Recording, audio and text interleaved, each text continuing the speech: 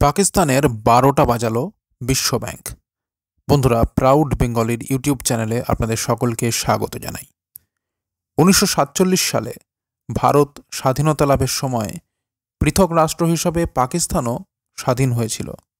অথচ সেই স্বাধীনতা লাভের ৭ দশক পর দুটি দেশের অবস্থা সম্পূর্ণ ভিন্ন। একদিকে ভারত দ্রুত বেগে উন্নতি করছে এবং বিশ্বের শক্তিশালী রাষ্ট্রগুলির একটি হয়ে উঠেছে। অন্যদিকে পাকিস্তানের অবস্থা অত্যন্ত খারাপ, শোচনীয়। পাকিস্তান একটি ভিখারি দেশে পরিণত হয়েছে। পাকিস্তানের মানুষ নিজেদের দৈনন্দিন চাহিদা মেটাতে হিমশিম খাচ্ছে। আটার জন্য লোক লাইনে দাঁড়াচ্ছে। জিনিসপত্রের দাম ধরাছোঁয়ার বাইরে চলে গেছে। এমনই আর্থিক দুর্দশা হয়েছে পাকিস্তানের যে তারা চীনের কাছে গাধা বিক্রি করে অর্থ উপার্জন করছে। এমনই দুর্দশা যে বাইরের দেশে পাকিস্তানের বিমানকে আটকে রাখা হচ্ছে। পাকিস্তানের অবনতির নানা কারণ আছে। সে দেশে রাজনৈতিক স্থিতিশীলতার অভাব, শিক্ষা ও উন্নয়নের অভাব, বিপুল বেকারত্ব, অর্থনৈতিক সংকট দেশটিকে চরম খারাপ অবস্থায় এনে দাঁড় করিয়েছে। তারা এ থেকে শিক্ষা নিয়ে কাজ করার পরিবর্তে দেদার ঋণ করে যাচ্ছে, যা তাদের পতনকে আরও ত্বরান্বিত করছে।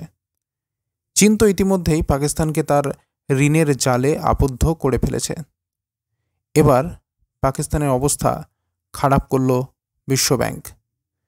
খবরের বাকি অংশ আপনাদের শোনাবো, তার আগে ভিডিওটিকে লাইক করে রাখুন আর চ্যানেলটিকে সাবস্ক্রাইব করে রাখুন এই ধরনের গুরুত্বপূর্ণ খবরাখবর সবার আগে পাওয়ার জন্য। আর বন্ধুরা, কমেন্ট বক্সে লিখে জানান, বাংলাদেশও কি ভুল পথে চলেছে?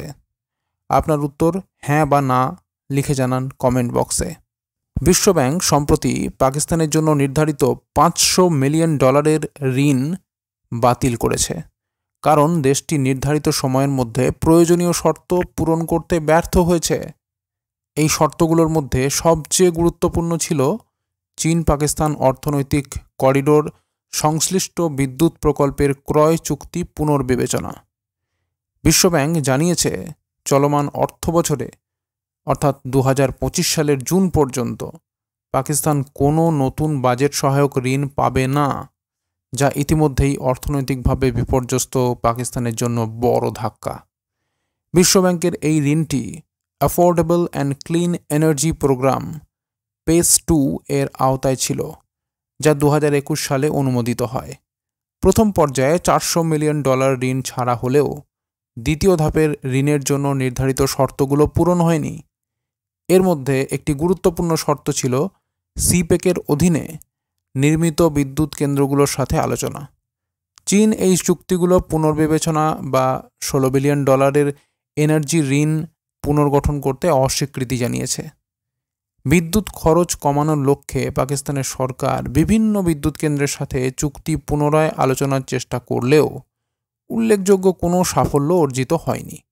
বিদ্যুৎ মূল্য ৬৫ থেকে ৭০ পাকিস্তানি রুপি প্রতি ইউনিটের মধ্যে রয়ে গেছে। বিশ্বব্যাংক অবশ্য তার সহায়তা পুরোপুরি প্রত্যাহার করেনি। তারা পাকিস্তানের জন্য স্বল্প মূল্যের জলবিদ্যুৎ প্রকল্পে বিনিয়োগ চালিয়ে যাচ্ছে। এর মধ্যে দাসু হাইড্রো পাওয়ার প্রকল্পে অতিরিক্ত $1 বিলিয়ন বরাদ্দ করা হয়েছে। এছাড়াও বিদ্যুৎ বিতরণ ব্যবস্থার দক্ষতা বৃদ্ধির জন্য ইলেকট্রিসিটি ডিস্ট্রিবিউশন এফিসিয়েন্সি ইমপ্রুভমেন্ট প্রজেক্টে সহায়তা প্রদান করা হচ্ছে। পেস 2 প্রোগ্রামের আওতায় পাকিস্তানের উদ্দেশ্য ছিল বিদ্যুৎ বিতরণ খাতের অকার্যকরতা দূর করা এবং সার্কুলার ডেটের বৃদ্ধির হার নিয়ন্ত্রণ করা। তবে পাকিস্তান এই লক্ষ্য অর্জনে ব্যর্থ হয়েছে। বিদ্যুৎ বিতরণ কোম্পানিগুলোর অদক্ষতার কারণে গত অর্থবছরে ৬৬০ বিলিয়ন পাকিস্তানি রুপির ক্ষতি হয়েছে। একই সময়ে সার্কুলার ডেট বেড়ে ২.৩৯৩ ট্রিলিয়ন রুপিতে পৌঁছেছে, যা IMF এবং বিশ্বব্যাংকের নির্ধারিত লক্ষ্যমাত্রাকে ছাড়িয়ে গেছে। এই প্রেক্ষাপটে বিশ্বব্যাংকের ঋণ বাতিল পাকিস্তানের জন্য একটি বড় অর্থনৈতিক চ্যালেঞ্জ তৈরি করেছে।